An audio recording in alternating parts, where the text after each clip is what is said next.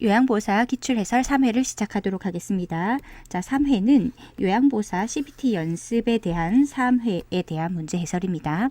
자, 그래서 여러분들께서 시험만 치고 싶다, 문제 답 체크만 나오는 것을 하고 싶으실 때는 CBT 연습으로 가셔서 공부를 하시고 이 문제들에 대해서 자세한 해설을 원하신다라고 하시면 기출해설로 들어오셔서 동일 회차 문제에 대한 해설을 들으시면 될 것 같습니다. 자, 그리고 요양보호사 막판 정리 400문제 있죠. 자, 이 부분은 기출 분석, 지금 기출 해설 문제 5회에다가 플러스 알파 해서 요양보호사 표준교재 있죠. 그 표준교재를 싹 정리를 해서 여러분들께서 따로 공부를 안 해도 이 막판 정리만 가지고 문제 해설과 표준교재를 함께 정리할 수 있도록 완벽하게 정리해 놓은 강의라고 생각하시면 돼요. 여러분들의 필요에 맞춰서 공부를 하시면 되겠습니다. 문제에 대해서 해설만 내가 간략하게 듣고 싶다라고 하시는 분들은 기출 해설 시리즈를 계속 들으시면 되고 표준교재까지 함께 정리해서 이론하고 문제를 함께 탑재해서 공부하겠다라고 하시는 분들은 막판 정리 들어가셔서 함께 공부하시면 되겠습니다. 막판 정리 강의는 또 함께 수록된 자료도 이렇게 판매하고 있으니까 아주 저렴하게 자료를 구매하셔서 막판 정리로 또 공부하셔도 될 것 같아요. 여러분들의 필요에 맞춰서 공부하실 수 있도록 계속해서 업데이트 하겠습니다. 자, 이제 시작하도록 하겠습니다. 1번, 다음과 관련된 노년기의 신체적 특성은 잠재되어 있던 질병이 나타남, 질병 상태가 급격하게 악화되어 사망에 이를 수 있음. 1. 기억 능력의 저하, 2. 감각 기능의 저하, 3. 면역 능력의 저하, 4. 운동 능력의 증가, 5. 기초 대사율의 증가. 답은 3번 면역 능력의 저하. 노년기의 신체적 특성에 대해서 보도록 하겠습니다. 첫째, 세포의 노화. 둘째, 면역 능력의 저하. 자, 우리 지금 시험 문제에 나왔던 문제죠. 1번, 잠재하고 있던 질병이 나타나기도 한다. 2. 질병이 발생할 경우 급격하게 상황이 악화되고 죽음을 맞이하기도 한다. 자, 세 번째로는 잔존 능력의 저하. 신체 조직의 잔존 능력이 저하되고 적응력이 떨어져서 일상생활이 어려워진다. 네 번째, 회복 능력의 저하. 합병증이 쉽게 올 수 있고 사소한 원인으로도 중증에 이를 수 있다. 다섯 번째, 비가역적 진행. 노화의 진행은 인간의 노력으로 막을 수 없다, 거스를 수 없다라는 뜻입니다. 2번, 노인 부양 문제의 개선 방안으로 옳은 것은 1. 세대 간의 갈등을 조절한다. 2. 획일적인 노인복지 서비스를 제공한다. 3. 장기적인 돌봄은 가족이 전담하도록 한다. 4. 노인 재교육 프로그램 예산을 축소한다. 5. 사회보험은 축소하고 개인보험은 확충한다. 자, 답은 1번입니다. 세대 간의 갈등을 조절한다. 옳은 질문이고요. 나머지 왜 틀렸는지 보겠습니다. 획일적인이란 말이 틀렸습니다. 다양한 노인복지 서비스를 제공해서 적극적 활기찬 여가를 보내고 노후 생활의 지원이 가능해진다 라는 질문들이 나오면 정답이 됩니다. 3번, 장기적인 돌봄은 가족이 전담이 아니라 이제는 가족의 부담을 줄여서 공적, 사적 부양이 모두 필요하다라는 사회적 합의가 이루어지고 있고요. 공적 부양, 국가나 사회가 노인의 생활을 지원하는 것, 이것이 바로 공적 부양이란 뜻입니다. 자, 네 번째, 노인 재교육 프로그램 예산 확대해야 되겠죠. 그래서 노인 복지 정책을 강화해야 한다라는 지문으로 나오기도 합니다. 사회보험은 확대, 확충을 통해서 세대 간의 위험을 분산해서 세대 간의 갈등을 조절해준다 라는 지문, 자주 지문에 등장하고 있습니다. 3번, 다음에서 설명하는 노인 복지의 원칙은 노인은 가능한 한 오랫동안 가정에서 살 수 있어야 한다. 노인은 개인의 선호와 변화된 능력에 따라 적응할 수 있는 환경에서 살 수 있어야 한다. 1. 참여의 원칙. 2. 독립의 원칙. 3. 통합성의 원칙. 4. 평생 교육의 원칙. 5. 자아 실현의 원칙. 답은 2번 독립의 원칙입니다. 자, 노인을 위한 유엔의 5가지 원칙이 있는데 첫째, 독립의 원칙, 참여의 원칙, 보호의 원칙, 자아 실현의 원칙, 존엄의 원칙이 있습니다. 번, 장기 요양 서비스 전달 체계에서 국민건강보험공단의 역할은 1. 의사소견서 발급, 2. 장기 요양 등급 판정, 3. 국고 및 지방비 지원, 4. 요양보호사 자격증 발급, 5. 장기 요양 서비스 비용 청구. 답은 2번 장기 요양 등급 판정. 5번 장기 요양 서비스 이용 지원에 관한 설명으로 옳은 것은 1. 서비스 모니터링 후에 계약을 체결한다. 2. 서비스 종료는 요양보호사가 결정한다. 3. 서비스 이용 계약 체결은 구두로 한다. 4. 서비스 이용 시 장기 요양 인정서가 필요하다. 5. 서비스 제공 계획 수립은 기관 중심으로 한다. 답은 4번. 서비스 이용 시 장기 요양 인정서가 필요하다라고 했죠. 아까 법조문을 보셨죠? 장기 요양 인정서하고 개인별 장기 요양 이용 계획서를 함께 송부한다라고 했습니다. 1번에 보시면은 모니터링 후에 계약을 체결하는 것이 아니고요. 자, 서비스 이용 계약 체결을 하면은 그 다음에 서비스를 제공하죠. 대상자에게. 그리고 나서 잘 하고 있는지, 잘 되어가고 있는지 모니터링을 마지막에 하는 거죠. 서비스 제공 후에 모니터링을 실시합니다. 자, 2번 서비스 종료는 요양보호사가 결정한다. 아니죠. 자, 서비스 종료는 사망하거나 그리고 대상자가 스스로 종료를 원할 때 그리고 타 기관으로 이관할 때 이때 이제 서비스가 종료되는 것입니다. 자, 계약은요. 당연히 서면으로 글로 작성해야 됩니다. 자, 서비스 이용 계약을 체결할 때는 반드시 계약서를 꼼꼼히 읽고 확인하고 서명해서 서면 작성, 즉 글로 작성해야 된다는 거죠. 구두, 말로 해서는 안 된다. 5번째, 서비스 제공 계획 수립은 기관 중심이 아니고 대상자의 기능 상태 평가와 욕구 평가를 하는 거죠. 그래서 국민건강보험공단이 작성한 개인별 장기 요양 이용 계획서를 바탕으로 해서 자, 대상자의 기능 상태 평가와 욕구 평가를 하는 겁니다. 기관 중심이 아니고 항상 대상자 중심입니다. 6번 요양보호 업무의 목적으로 옳은 것은 1. 노인 인식 개선 교육 2. 경제적 자립 생활 지원 3. 장기 요양 인정 신청 유도 4. 노인 프로그램 인증 및 평가 5.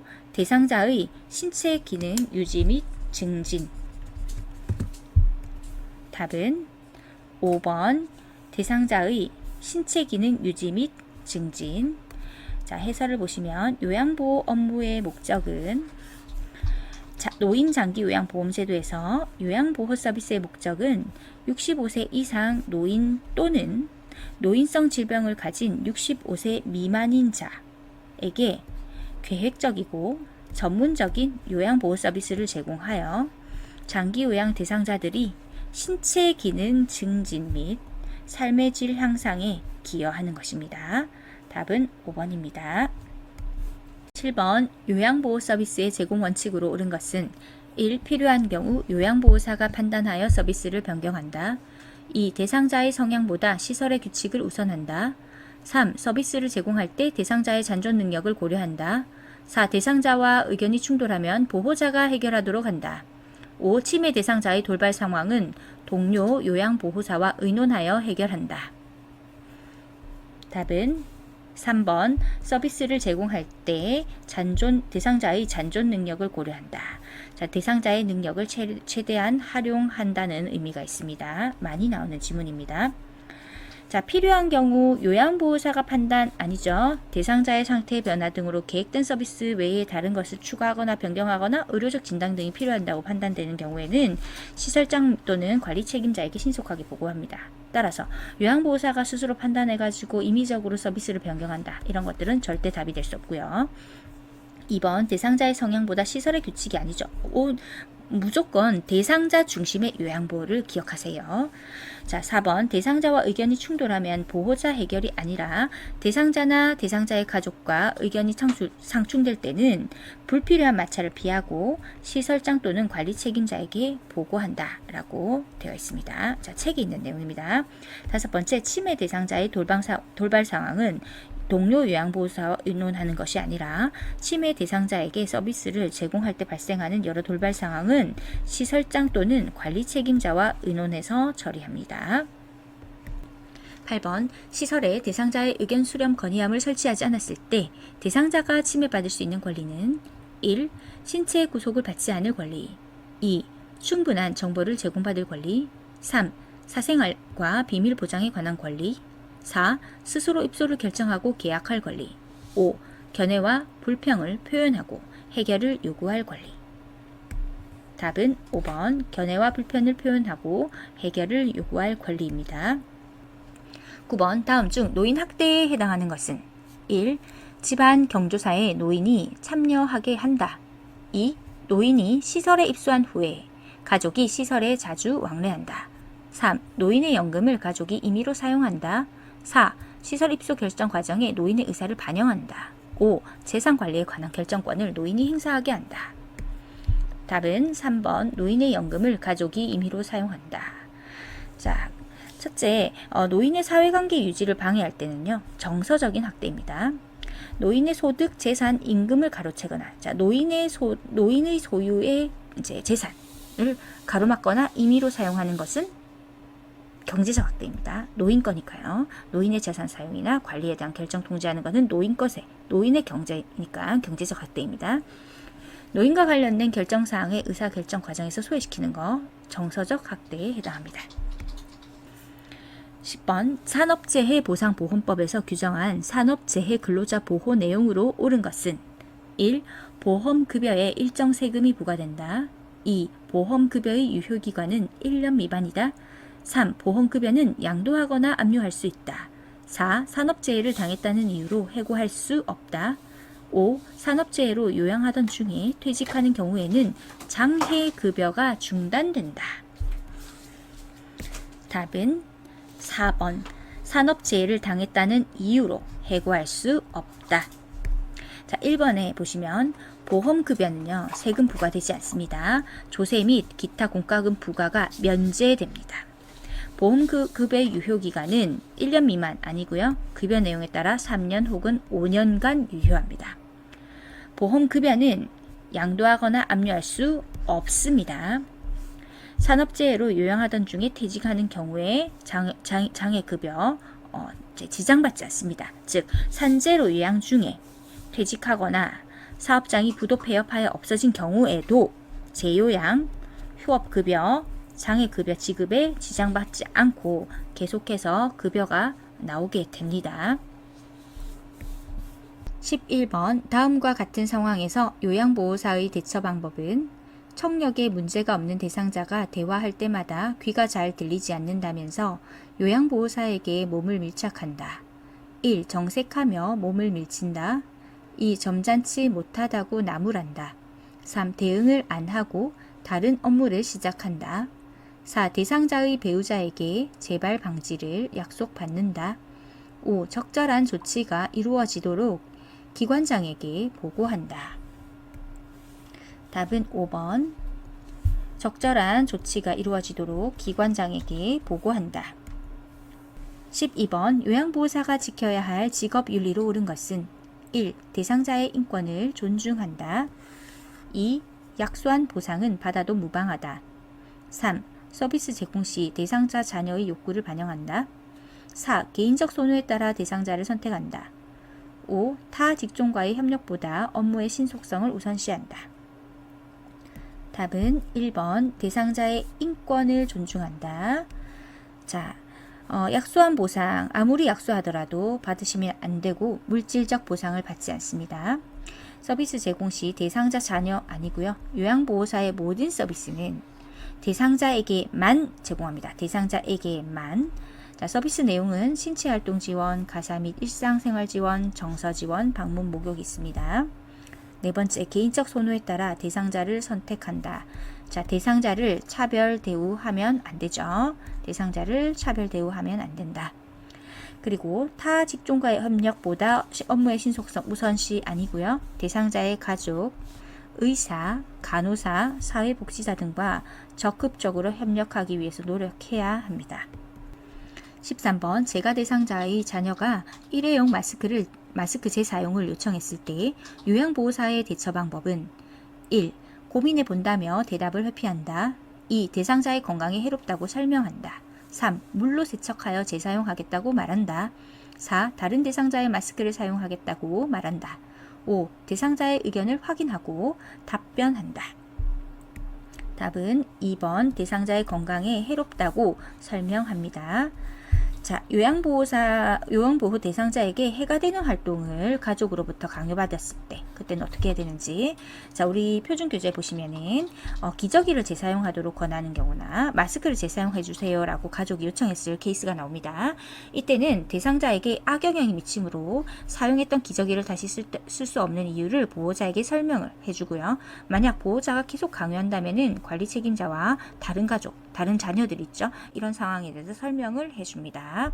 14번 요양보호사가 직업윤리 원칙을 준수한 사례는 1. 자신의 종교를 믿도록 권유하였다. 2. 대상자의 의견을 물은 후에 서비스를 제공하였다. 3. 대상자에게 필요한 물품을 구입하여 판매하였다. 4. 별도의 서비스를 대상자와 개인적으로 계약하였다. 5. 대상자 부재 중에 서비스를 제공한 후 메모를 남겼다. 답은 2번 대상자의 의견을 물은 후에 서비스를 제공하였다. 즉 대상자의 자기결정을 최대한 존중한 사례입니다. 1번에 종교를 믿도록 권유해서는 안 되고요. 선교의 목적으로 강요해서도 안 됩니다. 대상자에게 필요한 물품을 구입하여 판매하는 것. 자, 물건을 팔거나 공용 물품을 가져와서 하는 행동은 금지됩니다. 자, 그리고 별도의 서비스를 개인적 계약하는 거 절대로 안 됩니다. 대상자와 개인적으로 별도의 서비스 계약하거나 타 기관에 의뢰해서는 안 됩니다. 대상자 부재 중에 서비스를 제공한 후 메모를 남겼다라고 했는데 대상자가 이때 없을 때, 자, 부재 중일 때는 방에 들어가지 말고 다음 방문일을 적어서 메모를 남겨둔다. 이런 출제된 지문들이고요. 또 대상자와 약속한 내용, 방문 시간 등을 반드시 지키고 일정이 변경되면은 반드시 사전에 양해를 구한다라는 것도 출제가 되었습니다. 15번 대상자의 배우자가 본인 부담금 할인을 요청할 때 대처 방법은 1. 위법한 행위라고 설명한다. 2. 기관장과 상의한 후에 결정하겠다고 말한다. 3. 복지용구를 구매해주면 할인해준다고 말한다. 4. 1년이 지나면 추가 할인을 받을 수 있다고 말한다. 5. 장기 요양 등급을 상향 조정해주겠다고 말한다. 1번 위법한 행위라고 설명합니다. 자, 요양보호사의 법적 윤리적 책임 중에서 장기 요양 서비스 제공에 따른 본인 부담금을 할인하거나 추가로 부담하게 하는 행위를 하지 않아야 하고요. 이것은 무조건 위법한 행위라고 설명해 주어야 합니다. 16번 수근관 증후군을 의심할 수 있는 증상은 1. 주먹을 쥐면 팔과 어깨가 저림. 2. 팔을 들고 내릴 때 팔꿈치에 통증이 있음. 3. 팔을 돌리면 어깨 통증이 있음.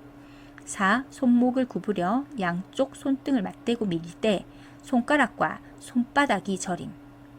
5. 팔을 펴고 손목을 손등 쪽으로 젖힐 때 팔꿈치 안쪽이 저림. 답은 4번 손목을 구부려 양쪽 손등을 맞대고 밀 때 손가락과 손바닥이 저리는 증상입니다. 17번 다음 중 요양보호사가 감염 예방에 유의하면서 행동한 경우는 1. 손으로 입과 코를 가리고 기침을 하였다. 2. 요양보호사가 잠복 결핵 상태에서 손을 씻고 대상자를 돌보았다. 3. 몸에 감염된 요양보호사의 옷을 찬물로 세탁하였다. 4. 임신한 요양보호사가 장갑을 끼고 수두 대상자를 돌보았다. 5. 노로바이러스에 감염된 요양보호사가 마스크를 착용하고 대상자를 돌보았다. 답은 2번입니다. 요양보호사가 잠복 결핵 상태에서 손을 씻고 대상자를 돌보았습니다. 자, 1번 보시면 자, 손으로 입과 코를 가리고 기침하는 거, 기침 예절 아니죠? 자, 휴지나 손수건, 옷소매로 가리고 기침을 하셔야 됩니다. 손으로 가리게 되면은 비말이 다 이제 사이로 튀어나가고 그 손으로 또 다른 물건을 만지면서 감염이 되기 때문이죠. 3번, 찬물로 세탁하시는 것이 아니고요. 개인 위생을 철저하게 한 다음에 내이 친구를 뜨거운 물로 10에서 20분간 세탁한 후 건조하고요. 세탁 후 3일 이상 사용하지 않습니다. 세탁이 어려운 것은 3일간 햇볕을 쬐도록 널거나 다리미로 달인 후 사용합니다. 네 번째, 임신한 요양보호사 있죠. 수두 대상자하고 접촉하시면 안 돼요. 자, 풍진, 수두 등 선천성 기형을 유발할 수 있는 감염성 질환을 가진 대상자하고 임신한 요양보호사는 접촉하시면 안 됩니다. 다섯 번째, 노로바이러스에 감염된 요양보호사가 마스크를 착용한다. 자, 노로바이러스는 잘 전파되므로 요양보호사가 감염된 경우 증상이 약해도 2, 3일간 요양보호 업무를 중단하셔야 돼요. 그래서 마스크 착용하고 돌본다. 틀렸습니다. 증상 회복 후에도 최소 2, 3일간 음식을 조리하지 않습니다. 이번에 보시면 잠복 결핵 감염인데 잠복 결핵 감염, 즉 결핵균이 우리 몸 안에 있어도 면역 기전에서 억제되어 있어서 증상도 없고 건강하고 타인에게 감염도 안 시키는 상태입니다. 자, 그렇기 때문에 요양보호사가 잠복 결핵 상태에서 손을 씻고 대상자를 돌보는 것은 감염의 위험이 없는 상태예요. 자, 다만 면역력이 떨어지게 되면은 발병할 수 있기 때문에 본인이 스스로 본인 건강을 위해서 잘 관리하셔야 되겠습니다. 18번 노인성 질병의 특성에 관한 설명으로 옳은 것은 1. 질병의 예후가 명확하다. 2. 급성 질병이 대부분이다. 3. 질병의 증상이 뚜렷하게 나타난다.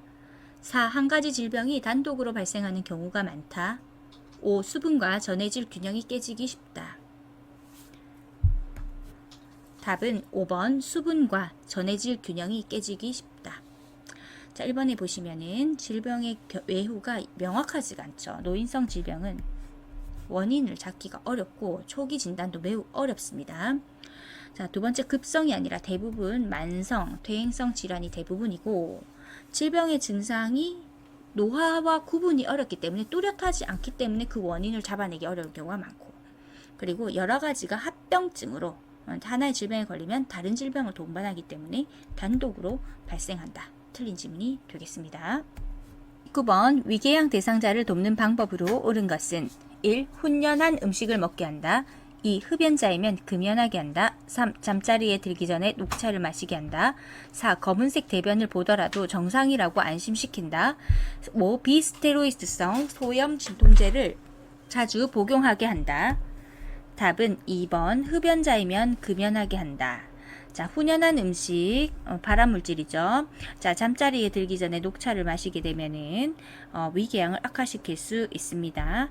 그래서 위궤양이 있는 사람은 녹차를 비롯한 카페인이 포함된 음료를 피하는 것이 좋고요. 4번도 틀렸고, 자, 비스테로이드 소염 진통제 같은 경우는 위 점막을 자극하여서 궤양을 악화시킬 수 있으므로 자주 복용하지 않도록 해야 되겠습니다.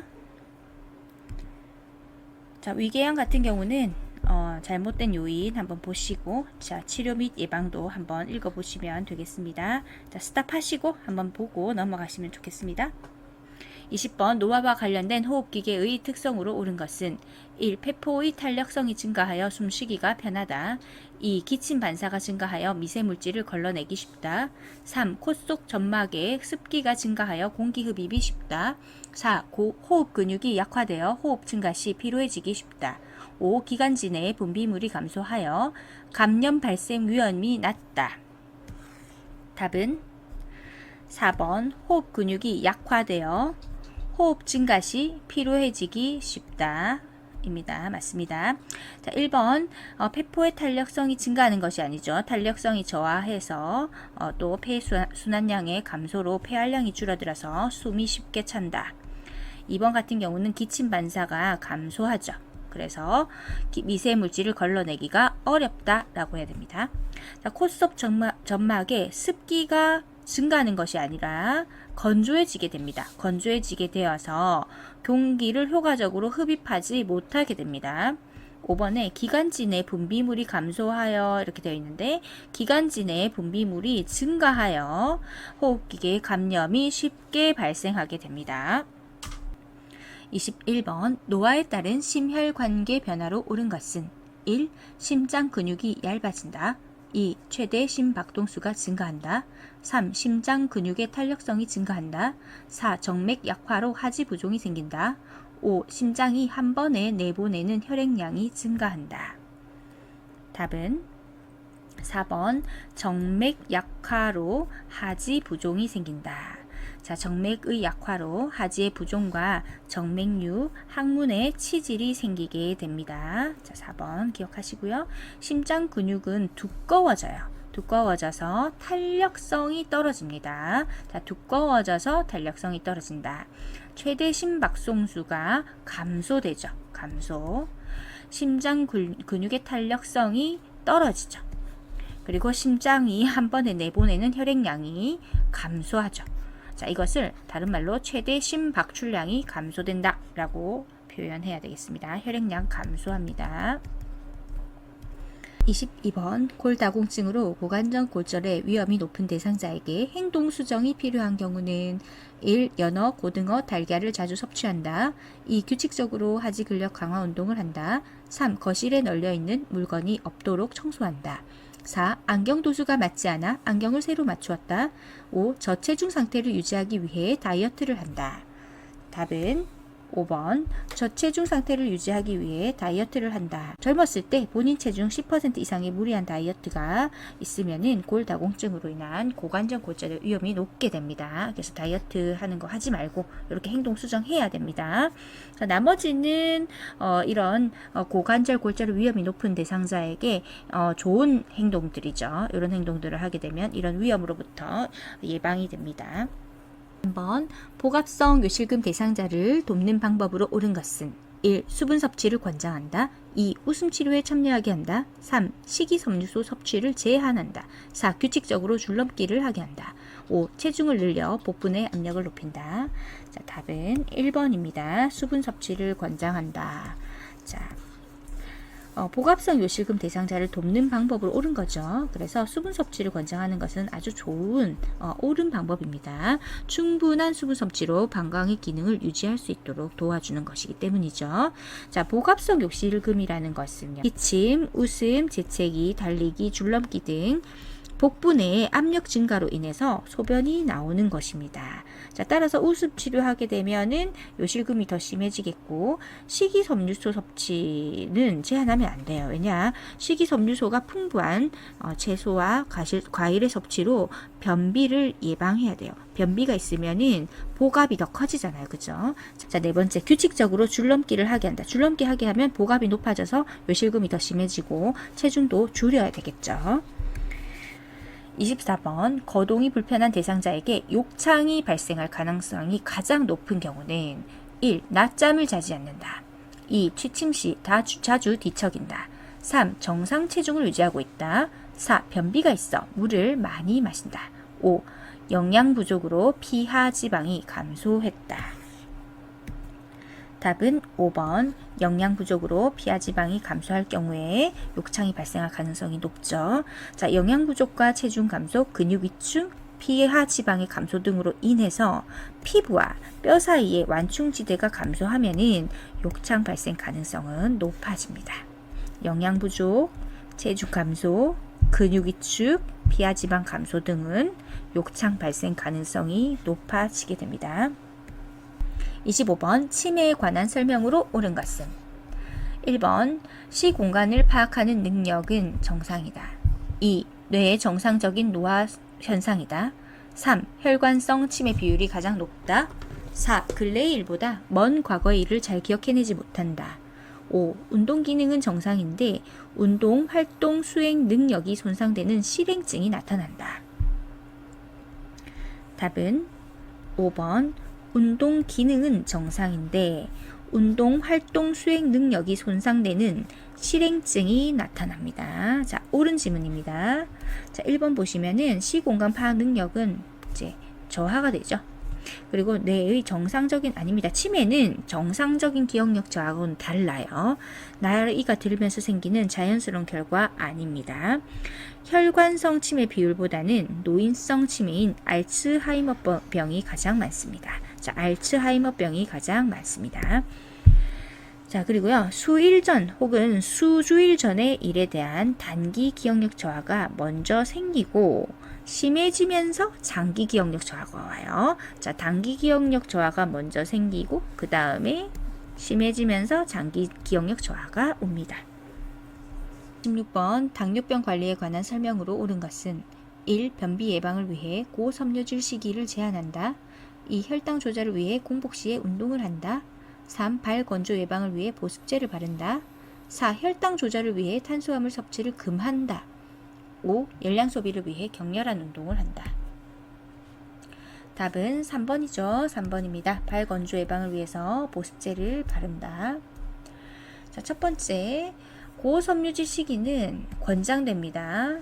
자, 저콜레스테롤 시기를 기본으로 해서 육류보다는 곡류, 콩, 과일, 야채 등 고섬유질 음식을 섭취하고요. 자, 공복 시 운동하면 안 되고, 운동은 19, 30분에서 1시간경에 혈당이 오르기 시작할 때 하루에 최소 30분, 일주일에 5회 이상 운동을 하는 게 좋고요. 4번, 혈당 조절을 위해서 탄수화물 섭취를 금한다. 아니죠. 균형 있는 식사를 통해서 표준 체중에 알맞은 열량을 섭취합니다. 금해야 되는 것은 청량 음료, 아이스크림, 주스, 사탕 등 설탕, 이런 단 음식과 술의 섭취를 제한하셔야 합니다. 열량 소비를 위한 격렬한 어울리지 않습니다. 매일 규칙적으로 할 수 있는 쉬운 운동을 무리하지 않게 하는 것이 중요합니다. 27번 노인 우울증에 관한 설명으로 옳은 것은 1. 타인에 대한 관심이 증가한다. 2. 식욕과 체중에 변화가 나타난다. 3. 인지 기능은 그대로 유지된다. 4. 불면증이나 불안 증상이 나타나지 않는다. 5. 일상생활에서 즐거움을 느끼는 정도의 변화가 없다. 답은 2번 식욕과 체중의 변화가 나타납니다. 타인에 대한 관심은 이제 없어지고 즐거운 것도 없어집니다. 인지 기능 많이 떨어지게 됩니다. 건망증 등 인지 저하 증상이 두드러질 수 있으므로 치매와 감별을 하셔야 되고, 불안 증상 많죠. 불면도 많고 과도한 또는 못 자거나 너무 많이 자거나 그렇습니다. 자, 그리고 일상생활에서 즐거움을 느끼는 정도의 변화가 크죠. 매사에 관심이 없고 즐거운 것도 없고, 그러니까 이제 우울증이 왔다는 증거가 되겠죠. 18번 노화로 인한 수면의 변화로 옳은 것은 1. 수면량이 증가한다. 2. 깊은 수면을 취한다. 3. 취침 중 각성 시간이 감소한다. 4. 낮 시간 동안 졸음이 감소한다. 5. 잠들기까지 시간이 오래 걸린다. 답은 5번 잠들기까지 시간이 오래 걸린다 입니다. 자, 나머지는 이게 조금 순서가 좀 바뀌었네요. 답이. 자, 수면량 감소하고 이제 얕은 수면을 취하게 되고, 취침 중 각성 시간은 증가하게 되고, 낮 시간 동안 졸음도 많아지게 되죠. 29번 여성 노인의 성생활과 관련된 생식기계 변화로 옳은 것은 1. 음순이 커진다. 2. 질벽이 얇아진다. 4. 난소 크기가 증가한다. 4. 질의 탄력성이 증가한다. 5. 에스트로겐 분비가 증가한다. 답은 2번 질벽이 얇아집니다. 나머지 다 반대가 되겠습니다. 30번 흡연과 금연에 관한 설명으로 옳은 것은 1. 흡연은 중독성이 없다. 2. 금연 시기를 놓치면 금연 효과가 없다. 3. 일시적 금연은 폐 기능을 악화시킨다. 4. 간접 흡연은 질병을 유발할 수 있다. 5. 금연 시 혈중 일산화탄소 수치가 증가한다. 답은 4번입니다. 간접 흡연은 질병을 유발할 수 있습니다. 흡연은 중독성이 많죠. 금연 시기랑 상관없이 언제든지 담배를 끊는 즉시 혈압 정상으로 돌아오고요. 2주에서 3개월이 지나면 폐 기능이 좋아지고 1년이 지나면 심장병에 걸린 위험이 흡연할 때의 절반으로 줄어든다고 합니다. 자, 그리고 일시적 금연, 어쨌든 금연하면 폐 기능은 좋아지죠. 자, 그리고 수치가, 자, 금연 시 혈중 일산화탄소 수치가 줄어들겠죠. 31번 65세 이상 노인에게 매년 1회 권장되는 예방접종은 1. 파상풍, 2. 백일해, 3. 대상포진, 4. 폐렴구균, 5. 인플루엔자. 답은 5번 인플루엔자. 자, 1번에 보시면 파상풍은 처음 한 번은 파상풍 디프테리아 백일의 백신으로 맞고, 이후에 매 10년마다 파상풍 파디 이렇게 오시면 돼요. 파상풍 디프테리아 백신을 재접종을 합니다. 자, 백일해 같은 경우는 처음 한 번 맞으면 된다고 했어요. 자, 보시면 2번 보시면 백일해는 10년마다 접종한다라는 이런 지문이 나온 적 있잖아요. 틀린 지문이죠. 자, 한 번은 파상풍 디프테리아 백일해 백신으로 처음 맞고, 그 다음 이후는 10년마다 파상풍 디프테리아 백신 재접종하기 때문에 백일에는 10년마다 접종한다면 틀린 질문입니다. 대상포진 같은 경우는 60세 이후에 1회 접종을 하시면 되고요. 자, 폐렴구균 같은 경우는 65세 이상 노인에게 1, 2회 접종을 한다라고 되어 있습니다. 자, 이 4번 보시면은 폐렴구균은 1회 접종해야 합니다. 해서 40회 오전 옳은 지문으로 출제된 적이 있습니다. 자, 표를 마지막으로 한 번 더 정리하시고, 자, 보시면은 매년 독감은 매년 1회, 인플루엔자죠. 파상풍 디프테리 100일에는 처음에 한번 맞고 나서 그 다음에 접종하고 나서 파디는 10년마다 1회. 자, 100일에는 괄호쳤죠. 안 해도 되는 거예요. 10년마다 한번 다시 새로 이제 갱신해서 이렇게 접종하지 않아도 됩니다. 폐렴구균 같은 경우는 65세 이상 건강 상태에 따라 1, 2회 접종하시고, 대상포진 같은 경우는 60세로 나이가 하향 조정됐어요. 그래서 60세 이상이 되면은 1회 이제 접종을 하면 됩니다. 32번 요양보호사가 업무 내용을 기록하는 이유로 옳은 것은 1. 예산의 효율적 배분, 2. 대상자의 사생활 파악, 3. 가족과의 의사소통 제한, 4. 관련 전문가에게 정보 제공, 5. 문제 발생 시 법적 책임 회피. 답은 4번 관련 전문가에게 정보 제공입니다.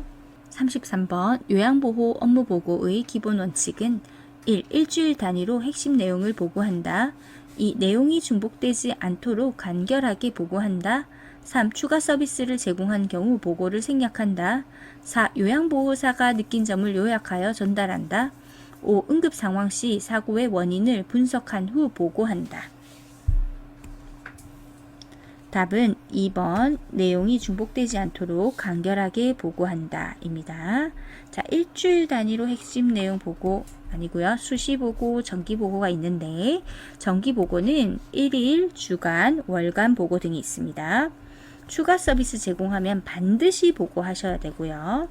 요양보호사가 느낀 점이 아니라 이런 주관적인 것이 아니라 객관적인 사실을 보고하셔야 되고, 응급 상황 시에는 신속하게 보고한다 라고 표준교재에 나와 있습니다. 그래서 원인을 분석하고 이럴 시간 없죠. 그냥 신속하게 보고합니다. 4번 사전 연명 의료 의향서 작성 및 등록에 관한 설명으로 옳은 것은 1. 대상자의 요청에 따라 담당 의사가 작성한다. 2. 작성한 사전 연명 의료 의향서는 철회할 수 있다. 3. 사전 연명 의료 의향서를 등록하면 의료기관에 연동된다. 4. 사전 연명 의료 의향서는 모든 의료기관에서 등록할 수 있다. 5. 의식이 없는 경우 사전 연명 의료 의향서는 직계가족이 작성한다. 답은 2번 작성한 사전 연명 의료 의향서는 철회할 수 있습니다. 자, 대상자의 요청에 따라 담당 의사 작성이 아니고요. 본인이 직접 작성해야 하고요. 사전 연명 의료 의향서를 등록하면은 자동 연동이 안 돼요. 따라서 의료진에게 전달을 해줘야 되고요. 자, 사전 연명 의료 의향서는 모든 의료기관에서 등록할 수 있는 게 아닙니다.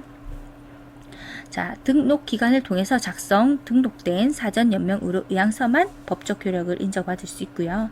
연명 의료 중단에 관한 의향을 서면으로 표시를 했어도 언제든지 그 내용을 변경하거나 철회하는 것은 가능합니다. 자, 의식이 없는 경우는 직계가족이 작성한다라고 했는데 아닙니다. 사전 연명 의료 의향서는 반드시 본인의 의사에 따라 작성해야 됩니다. 따라서 의식이 없는 경우 타인이 작성할 수가 없습니다. 35번 임종 직후 대상자를 돕는 방법으로 옳은 것은 1. 의치를 빼내어 보호자에게 준다. 2. 깨끗한 시트로 대상자의 얼굴을 덮어준다. 3. 사후 강직이 시작되기 전 자세를 바르게 해준다. 4. 얼굴색 변화를 막기 위해 베개를 제거해 머리를 낮춘다. 5. 튜브가 있는 경우 제거하여 폐기물 전용 용기에 버린다. 자, 답은 3번 사후 강직이 시작되기 전 자세를 바르게 해준다가 정답입니다. 자, 의치는 그대로 둘지 빼서 의치 용기에 넣을지 가족에게 확인한다 라고 해야 되고, 깨끗한 시트로 얼굴을 덮는 것이 아니라 어깨까지 덮어줍니다. 자, 대상자를 바로 눕히고요. 베개를 이용해서 어깨와 머리를 올려 혈액 정체로 인한 얼굴색의 변화를 방지하고 입이 벌어지는 것을 예방합니다. 자, 튜브가 있는 경우 제거하여 라고 되어 있는데 의료기관에 소속된 의사와 간호사가 수행하도록 합니다. 자, 이 내용들의 해설은 2019년에 나온 책을 기준으로 이렇게 답을 제가 선정을 해서 넣었고요. 그런데 개정된 책의 내용에서는 사후 처리 과정이 이렇게 나와 있어요. 가족들이 함께 있는 상황에서 의료기관에 소속된 의사와 간호사가 수행해야 한다. 자, 하지만 의사가 없는 장소에서 임종을 맞이한 경우 요양보호사는 가족들이 직접 사후 처리를 할 수 있도록 안내하도록 한다. 만일 가족들이 아무도 없는 상황에서 임종을 발견한 경우 요양보호사는 신속하게 가족 또는 기관장에게 이 사실을 알려야 한다. 이 경우 요양보호사는 이들이 도착할 때까지 대상자 곁을 떠나서는 안 된다. 라고 개정된 책의 내용 2024년 책에는 36번 침상에 누워있는 왼쪽 편마비 대상자의 식사를 돕는 방법으로 옳은 것은 1. 입안 왼쪽에 음식물을 넣어준다. 2. 쿠션으로 오른쪽 상체를 지지해준다. 3. 왼쪽을 밑으로 하는 자세를 취하게 한다. 4. 상체를 높여주고 턱을 당긴 자세를 취하게 한다. 5. 식사 후 오른쪽 입안에 음식이 남았는지 확인한다. 자, 답은 4번이죠. 상체를 높여주고 턱을 당긴 자세를 취하게 합니다. 자, 이렇게 하는 이유는 누워있는 대상자의 경우 삼키고 소화하기 쉽도록 침대 머리를 30에서 60도 정도로 올려줍니다. 그러면 상체가 높아지죠. 그리고 머리 뒤에 베개를 받쳐서 턱이 당겨지는 자세를 취하게 하는데, 자, 해설 보시면 대상자보다 이렇게 높은 곳에서 음식물을 입에 넣으면 턱을 들게 돼서 살에 들기 쉽다라는 지문이 있거든요. 자, 이런 원리에 따라서 턱이 당겨지는 자세가 되어야지 살에도 들지 않고 음식을 제대로 먹을 수 있다라는 뜻이 되겠습니다. 자, 1번 보시면 입안 왼쪽에 음식물을 넣어주시면 안 돼요. 왼쪽 편마비 대상자이기 때문에 자, 건강한 쪽으로 음식을 넣어줘야지 음식을 잘 섭취할 수가 있죠. 잘 씹을 수가 있습니다. 그래서 오른쪽에 이제 음식물을 넣어줘야 됩니다. 쿠션으로 오른쪽 상체를 지지해준다 라고 했는데, 자, 어디를 지지해줘야 될까요? 마비된 쪽이죠. 그래서 마비된 쪽을 베개나 쿠션으로 지지하고 안정된 자세를 취하게 한 후에 음식을 제공합니다. 자, 그리고요, 이제 한쪽이 편마비이죠. 그렇기 때문에 어디를 밑으로 해야 될까요? 그렇죠. 건강한 쪽을 밑으로 해서 약간 옆으로 누운 자세를 취해야지 안정감이 있겠죠. 그래서 오른쪽을 밑으로 하는 자세를 취해야 합니다. 식사 후 왼쪽 편마비 대상자니까 오른쪽이 아니라 왼쪽 입안에 음식이 남았는지, 마비된 쪽에 음식물이 잘 남아있기 때문입니다. 따라서 왼쪽이죠. 왼쪽 마비된 쪽에 뺨 부위까지 음식 찌꺼기가 남기 쉽기 때문입니다. 자, 이거 참고 한번 보시면은 한 손을 받쳐서 대상자 입에 가까이 가져가기 라는 내용이 있어요. 자, 대상자가 오른손잡이라면은 오른손에서 밥을 먹여줘야지 편안하게 느끼고요. 자, 편마비 대상자는 건강한 쪽에서 음식을 넣어줘야지 음식을 씹고 섭취할 수가 있습니다. 그리고 마비된 쪽의 뺨 부위에 음식 찌꺼기가 남기 쉬우므로 식후 구강 관리 철저히 해야 한다. 자, 금방 한번 읽어보았죠. 37번 경관 영양을 하는 대상자를 돕는 방법으로 옳은 것은 1. 영양액을 10ml 주사기로 제공한다. 2. 구토를 하는 경우 주입 속도를 늦춘다. 3. 영양액이 중력에 의해 흘러 들어가게 한다.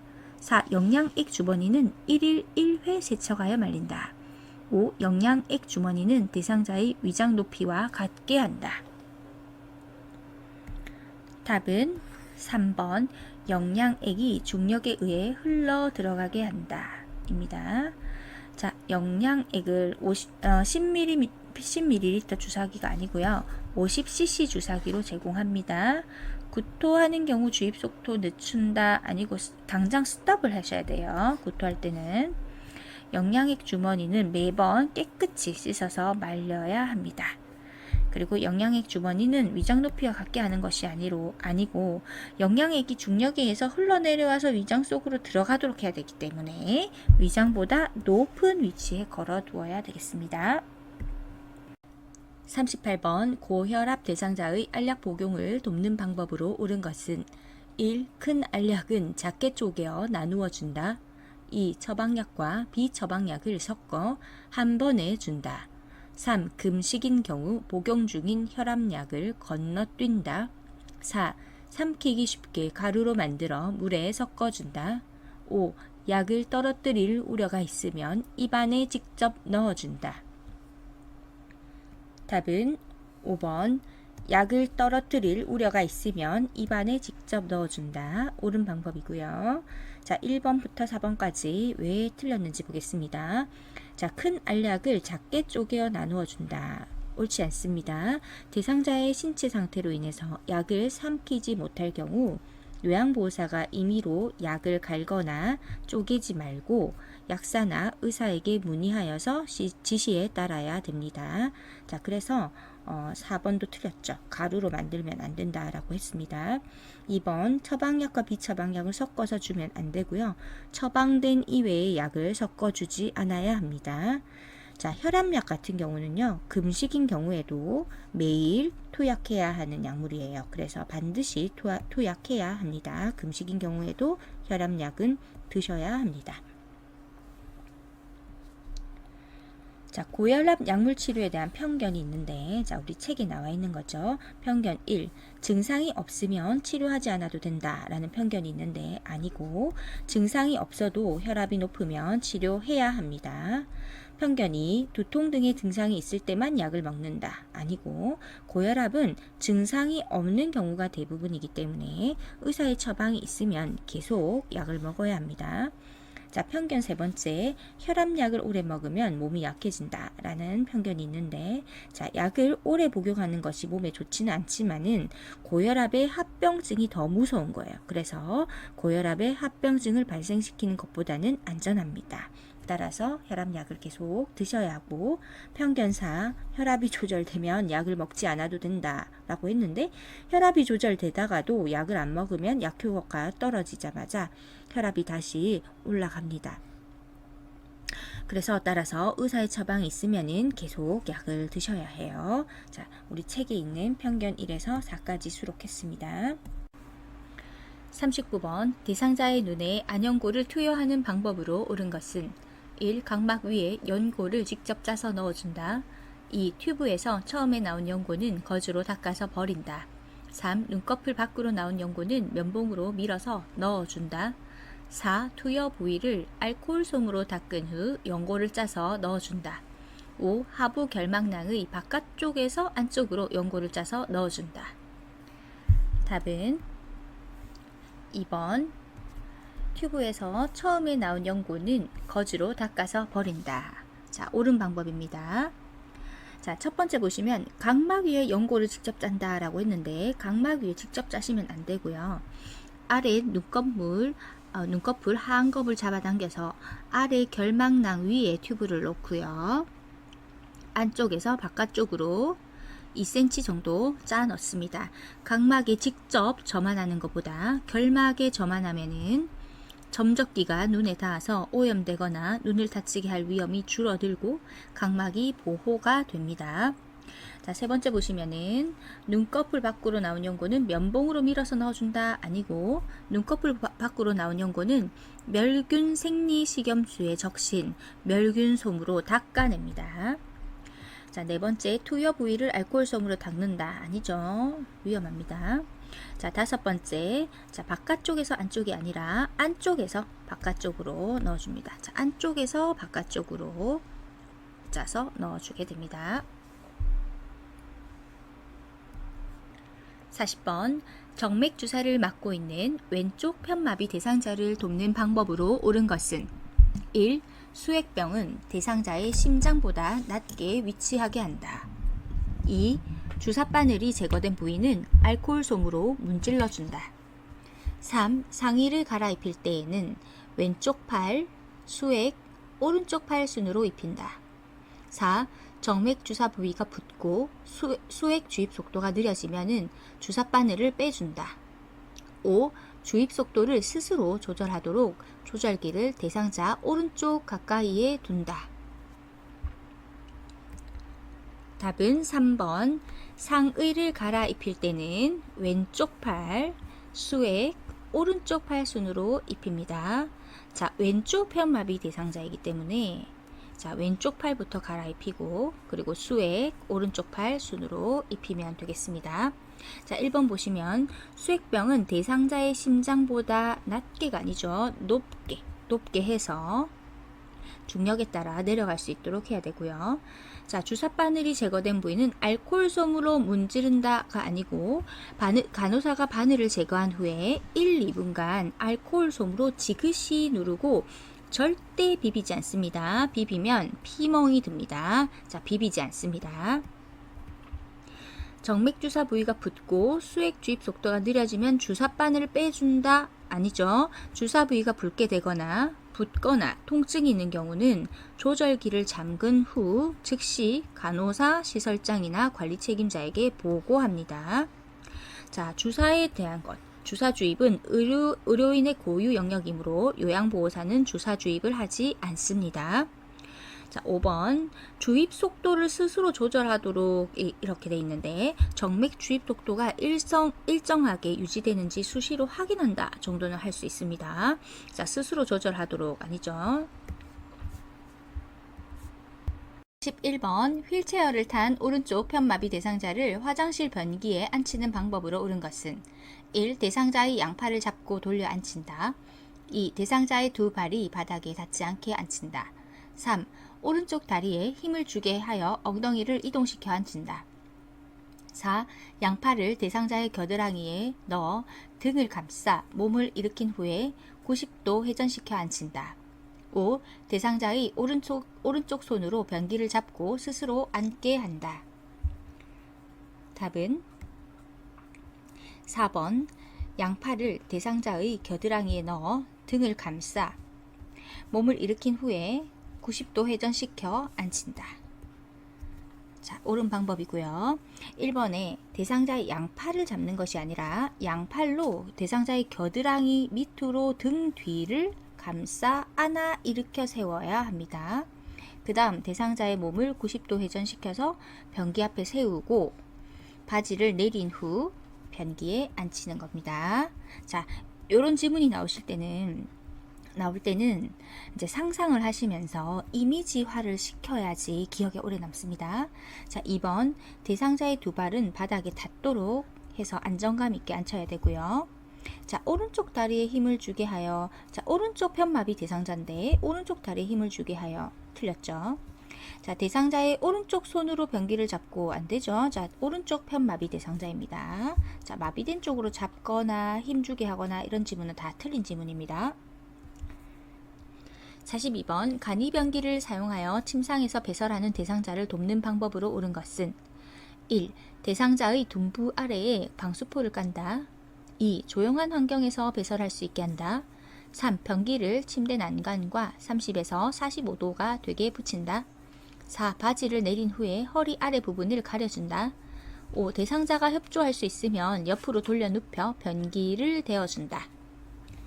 답은 1번입니다. 자, 간이변기죠. 대상자의 둔부 아래에 이제 방수포, 둔부는 엉덩이죠. 엉덩이 아래에 방수포를 깝니다.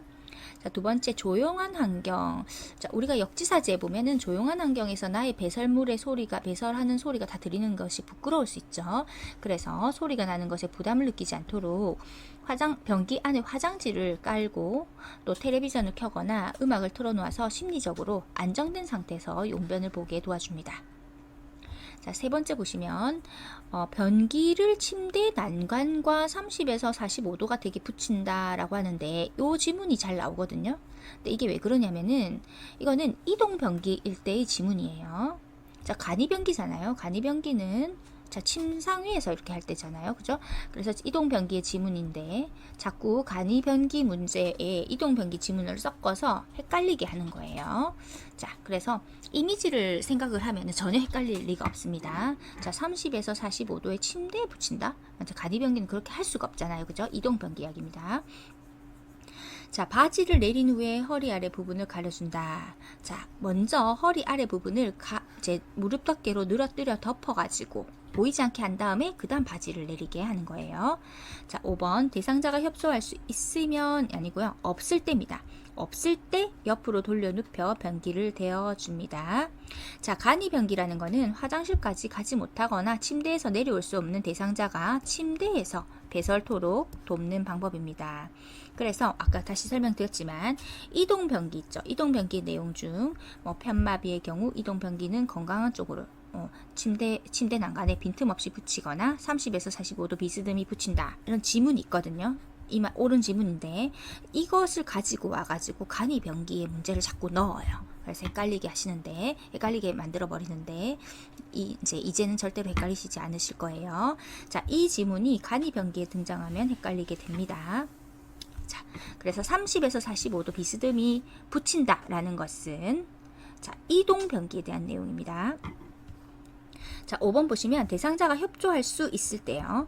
협조할 수 있을 때는 요양보호사가 허리 밑에 한 손을 넣어서 대상자가 엉덩이를 들게 하고 다른 손으로 변기를 밀어 넣은 후 항문이 변기 중앙에 오게 합니다. 협조할 수 있을 때.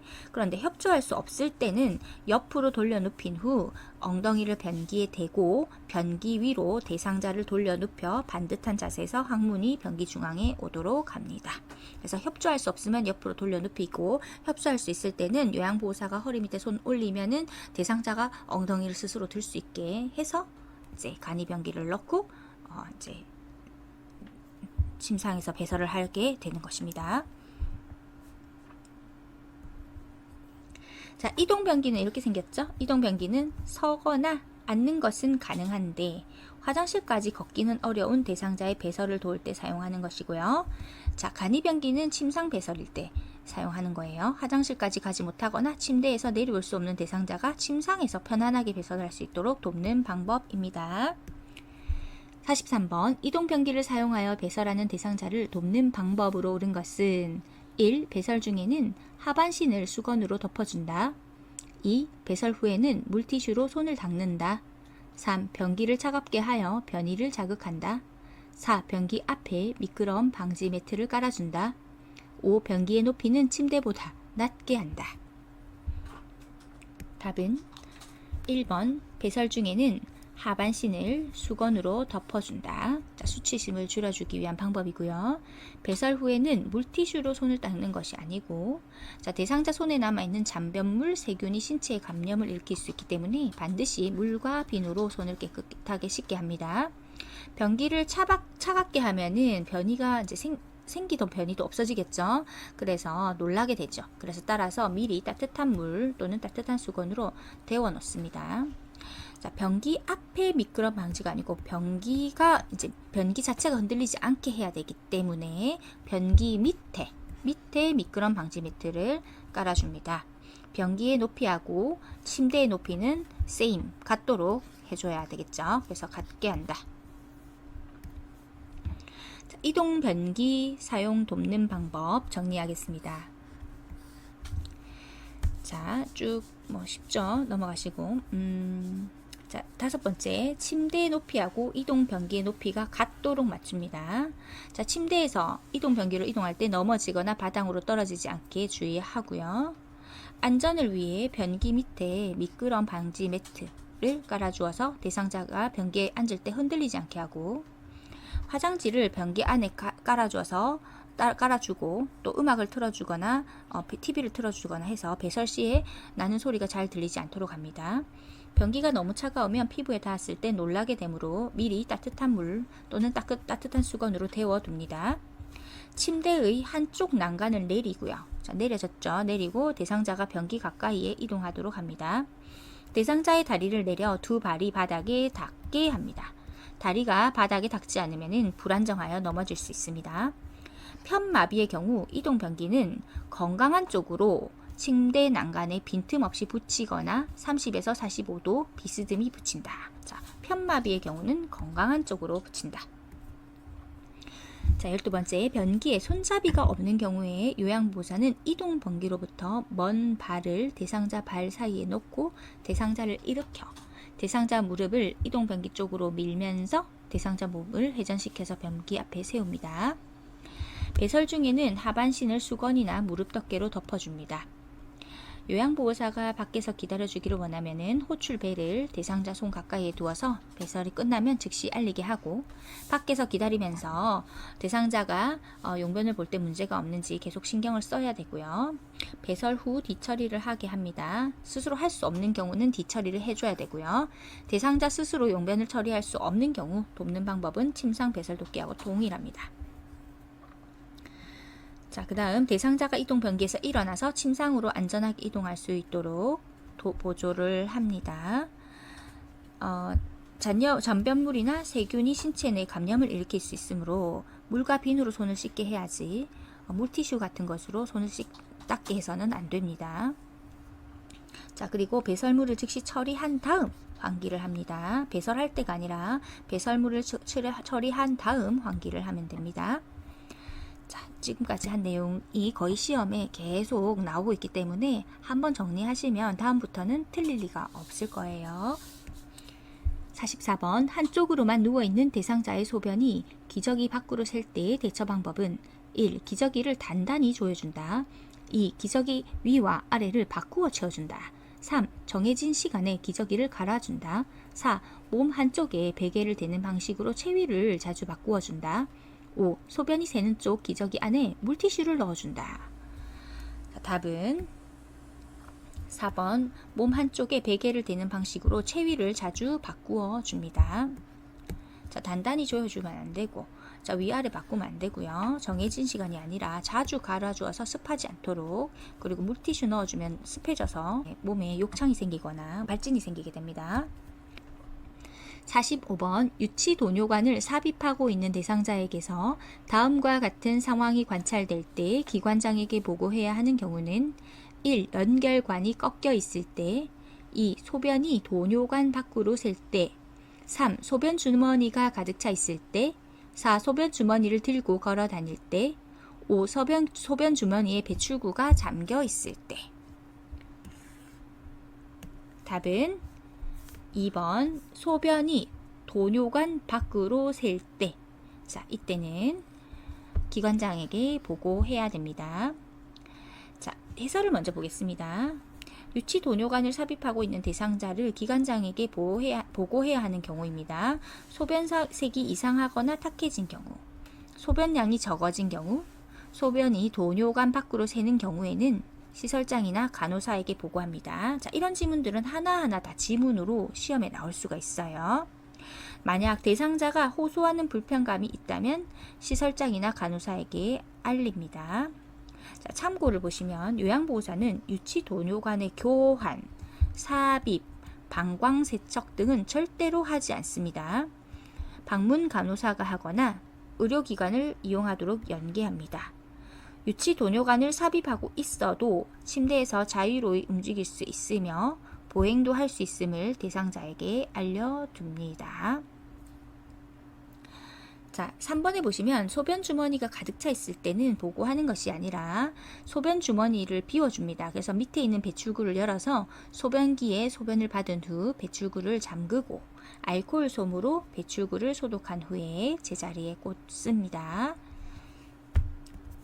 46번 대상자의 의치를 관리하는 방법으로 옳은 것은 1. 의치를 표백제에 담가 소독한다. 2. 의치를 뺄 때는 아래쪽부터 천천히 뺀다. 3. 윗니를 끼울 때는 손바닥으로 밀어서 끼운다. 4. 전체 의치는 위쪽과 아래쪽을 분리하여 보관한다. 5. 찬물이 담긴 용기에 의치를 넣고 뚜껑을 닫아 보관한다. 답은 5번 찬물이 담긴 용기에 의치를 넣고 뚜껑을 닫아 보관합니다. 자, 관리하는 방법으로 옳은 방법입니다. 표백제는 담그면 안 되죠. 변형이 되기 때문입니다. 자, 그리고 윗니를 끼울 때는 손바닥으로 미는 게 아니라 엄지하고 검지로 잡아서 엄지가 입 안으로 들어가게 해서 한 번에 탁 끼우는 거예요. 자, 전체 의치는 위쪽과 아래쪽을 분리하여 보관 아니고 전체 의치는 위쪽과 아래쪽을 맞추어서 함께 보관합니다. 자, 맞추어서 보관한다 라는 겁니다. 47번 침상에 누워있는 대상자의 머리를 감기는 방법으로 옳은 것은 1. 눈과 귀에 수건을 올려 덮는다. 2. 머리를 침대 모서리에 오게 한다. 3. 한쪽 귀를 귀마개 솜으로 막는다. 4. 방수포를 머리 밑에서 목까지 깐다. 5. 수건으로 가슴부터 허리까지 감싼다. 답은 2번 머리를 침대 모서리에 오게 합니다. 자, 그래야지 침상에서 머리를 감을 수 있겠죠. 자, 1번 같은 경우는 눈과 귀에 수건을 올려 덮는다 라고 했는데 수건으로 눈을 덮고요. 솜으로 귀를 막습니다. 자, 귀에 수건을 올려 덮는다고 해서 덮어지지 않겠죠. 빠져나가겠죠. 쭉 내려가겠죠. 솜으로 귀를 막습니다. 자, 그리고 귀막이 솜으로 막을 때는 양쪽 귀를 다 막아야 됩니다. 그리고 방수포는 머리 밑에서 목까지가 아니고요. 어깨 밑까지 다 깔아줘야 되죠. 어깨 밑에까지 깔아줍니다. 자, 그리고 수건으로 가슴부터 허리까지 자 아니고요. 방수포 위에 수건을 깔아서 어깨를 감싸는 스타일로 이렇게 해주셔야 되겠습니다. 48번 대상자의 발이 청결하도록 돕는 방법으로 옳은 것은 1. 허벅지에서 발끝 쪽으로 씻긴다. 2. 따뜻한 물에 발을 담근 후 이물질을 제거한다. 3. 각질이 생기지 않도록 피부를 건조하게 한다. 4. 발톱 주위에 염증이 있으면 소독 후에 씻긴다. 5. 발톱이 살 안쪽으로 파고 들어가지 않게 둥글게 자른다. 답은 2번 따뜻한 물에 발을 담근 후 이물질을 제거한다 입니다. 따뜻한 물에 발을 담근 후 이물질을 제거한다. 자, 1번 보시면 허벅지에서 발끝이 아닌데 자, 반대입니다. 반대. 자, 손목 쪽에서 발 쪽, 발끝에서 허벅지 쪽. 그러니까 말초에서 중앙입니다. 그래서 말초 부위에서 몸의 중심부로 닦으면 정맥 혈액을 심장 쪽으로 밀어 올리는 데 도움이 되기 때문입니다. 자, 침상 목욕 파트에서 나오는 부분인데 자, 정맥 혈액을 심장 쪽으로 밀어 올리는 데 도움이 되기 때문에 항상 말초에서 몸의 중심부로 닦는다. 기억해 두세요. 3번. 자, 피부를 건조하게 아니라 피부를 보송보송하게 부드럽게 이런 말이 나와야 됩니다. 건조를 예방하기 위해서 로션을 바르며 부드럽게 마사지를 합니다. 염증이 있으면 소독 후에 씻긴다 라고 있는데 아니요. 염증은 굉장히 위험하기 때문에 무조건 바로 보고입니다. 자, 염증 보고. 염증은 바로 보고. 자, 발톱이 살 안으로 파고 들어가지 않게 둥글게 아니죠. 발톱은 일자, 손톱은 둥글게. 발톱은 일자, 손톱은 둥글게. 발톱은 일자, 손톱은 둥글게. 발톱은 일자, 손톱은 둥글게. 자, 해설 보겠습니다. 따뜻한 물을 대야에 담근 후 손과 발을 10에서 15분간 담가 온기를 느끼게 합니다. 혈액순환을 촉진하고 이물질을 쉽게 제거할 수 있기 때문입니다. 49번 침상에 누워있는 대상자의 세수를 돕는 방법으로 옳은 것은 1. 코 안은 알코올 솜으로 닦는다. 2. 눈은 눈곱이 있는 쪽부터 닦는다. 3. 눈의 바깥쪽에서 안쪽으로 닦는다. 4. 면봉으로 귀 입구에 귀지를 닦는다. 5. 얼굴은 이마, 목, 눈, 뺨, 코, 순으로 닦는다. 자, 답은 4번입니다. 면봉으로 귀 입구에 귀지를 닦는다. 귀 속 아니고요. 귀 입구는 됩니다. 귀 입구에 귀지를 닦는 것은 옳은 방법입니다. 자, 코 안은 알코올솜 아니죠. 코가 막히면 비염 등이 발생하기 쉬우므로 코 안, 코볼, 둘레를 세심히 닦도록 한다 라는 지문은 있습니다. 자, 눈곱이 있는 쪽이 아니라 없는 쪽부터 닦아야 되겠죠. 없는 쪽부터 닦는다. 자, 눈의 바깥쪽에서 안쪽이 아니라 언제나 안쪽에서 바깥쪽입니다. 자, 안쪽에서 바깥쪽으로 닦습니다. 자, 얼굴은요. 자, 이미지를 떠올려 보십시오. 눈, 그 다음에 코, 그 다음에 뺨, 그리고 입 주위, 이마, 귀, 목입니다. 자, 눈, 그리고 코, 그 다음에 뺨, 그리고 입 주위, 그 다음 이마, 귀, 목입니다. 50번 여성 대상자를 침상에서 목욕시키는 방법으로 옳은 것은 1. 어깨에서 손목 쪽으로 닦는다. 2. 유방은 위에서 아래로 닦는다. 3. 복부는 배꼽을 중심으로 시계 반대 방향으로 닦는다. 4. 회음부는 요도, 질, 항문순으로 닦는다. 5. 옆으로 눕혀 둔부에서 목 뒤쪽으로 닦는다.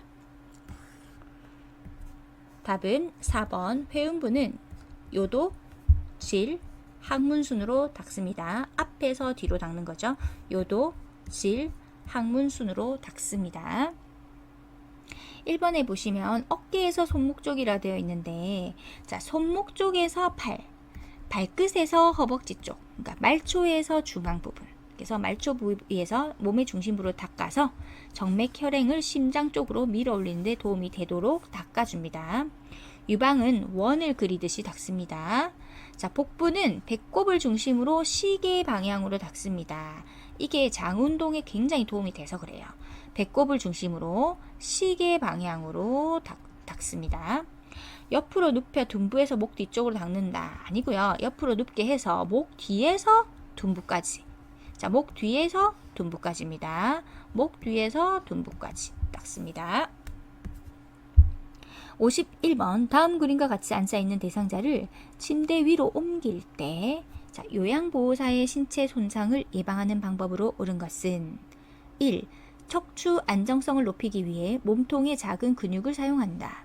2. 대상자와 일정한 거리를 두고 들어 이동시킨다. 3. 무릎을 굽히고 양 다리에 체중을 실어 들어 올린다. 4. 방향 전환 시에 다리는 고정하고 몸통을 돌린다.